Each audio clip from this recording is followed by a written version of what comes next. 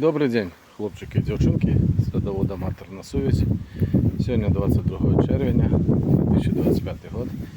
Я хочу рассказать, как у меня тут у саду фундуку организованный кропельный полив. Я лічу, что эта вещь такая необходная. Чому? Тому что в минулом году амаль 2 месяца не было, где-то липень, жнивень, 2 месяца не было ни капли дождю. И фундук не заклав ті плоди, які я повинен був закласти. Тому я в гэтым годзе гэту помилку больше не зроблю. І май був сухий, я вже поливав. Зараз розкажу, як це у мене зроблено. Ось гэта колодязь і усталяваний звичайний насос, який ось сюди качає і під землею, тут прокопано, під землею йде трубопровод, який веде сюди. Можна запитати отакий літній душ, але він зараз перекритий, і він запитує ось у гэты бак. З бака стоїть сетчатий фільтрик, бак відчинений і 2 трубопроводи йдуть у сад. Зараз покажу, як вони, що далі. А далі вони виходять ось тут і розкладені по всім саді. По всім. Ось. І у гэты у той бок. І навіть сюди на градочку чеснику.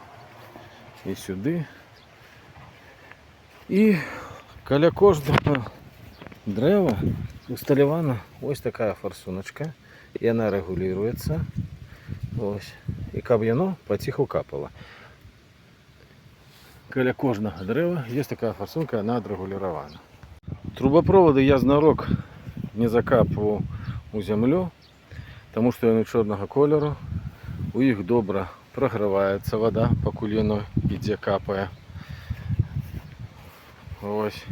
Становиться такої температури, якої потрібно.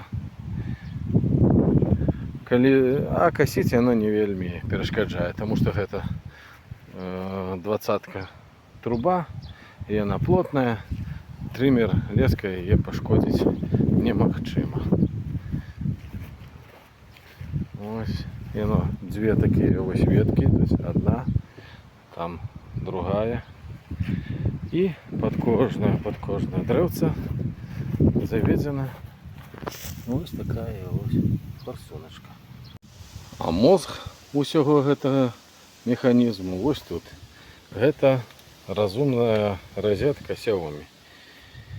И она подключается по Wi-Fi, и я ее с любой кропки земли, с любого пункта могу включить. Тому, коли я бачу, что неделю, ці дві, уже нема ніякого опадков, тоді я включаю.